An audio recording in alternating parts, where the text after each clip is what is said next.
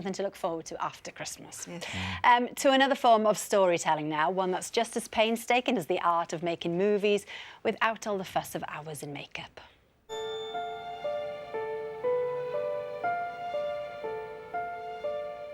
Sometimes my work is commissioned, but very often I make work solely for my own pleasure, and I don't have any object of selling them. In fact, in some cases, I wouldn't want to sell them because they mean so much to me. My name is Paul Johnson, and I make special one-of-a-kind pop-up books. I'm a paper engineer. A paper engineer cuts paper to make usually three-dimensional forms. That is something which could be a pop-up in a pop-up book or a piece of sculpture. This is a good example of one of my pop-up books. It's got over 300 separate parts. When I open the clasp, it becomes a carousel pop-up book.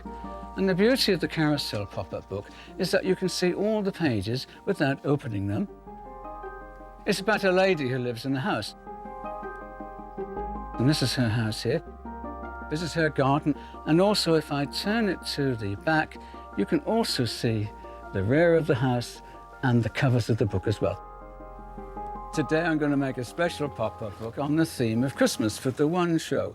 And it's based on Dylan Thomas's A Child's Christmas in Wales, which is all about his childhood during the festive season.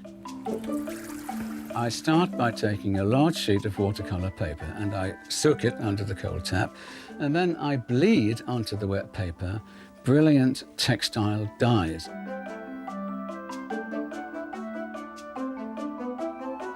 Once I've dyed the paper and the paper is dried, then I have to very, very carefully cut out the shapes that I need.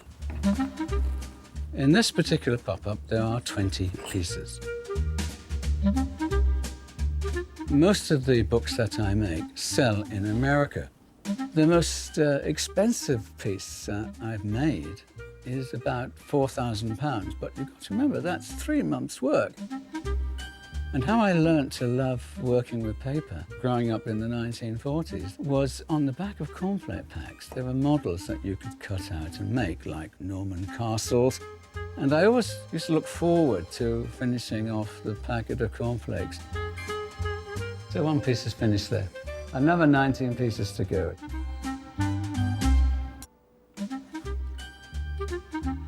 The pop-up book that I'm making for the One Show has taken about 30 hours to make, but the actual assembly of the pieces will take about 20 minutes.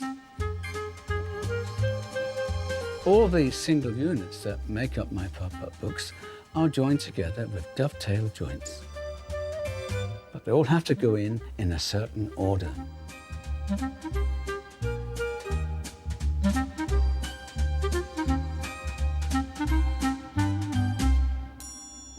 And here is Dylan Thomas's A Child's Christmas in Wales, especially for the One Show. Looking through my bedroom window, out into the moonlight and the unending smoke-coloured snow, I could see the lights in the windows of all the other houses on our hill and hear the music rising from them up the long, steadily falling night. I turned the gas down. I got into bed. I said some words to the close and holy darkness, and then I slept. Well, Paul and I were engrossed in that there. Absolutely. What a story, my Yes, word. And I'm yes. delighted to say that you've popped up in the One Show studio. Thank you. But it's fascinating, really, Well, how you turned this life from, opening up cereal packets to creating all of this. Yeah, that's right. And I went to art school in the 1950s, Yeah. and I started making pop-ups about 30 years ago. But it was only 5 years ago, as I was approaching 70, that I started making these sculpture pieces, which open. And so the pop-up book is inside. That's something else. And the stories are kind of made up as I go along. So I really Best don't... way. I don't know where... See, this one is one which I'm starting on. Yeah. It's houses on top of each other. I've got no idea what the story is going to be. But that will emerge as I work on it. I think that's known as a pantster. Someone who flies by the seat of their pants and just goes for it. Yeah, that's right. I mean, every day I go swimming at 6:15 in the morning, and then I start work, and I work from 7 through till 6 every day. Do you? And what's exciting is I do not know what I'm going to be doing in the day. Wow. Because that will happen. Well, I'll tell you what you have been busy with in the last few days is this one in the middle here, because you've, through kind of telepathy, you've worked out what our Christmas decorations are going to look like before we put them up. I was saying there's only one tree in mine. You've got about 20 back there, so I'm obviously a bit depleted in mine.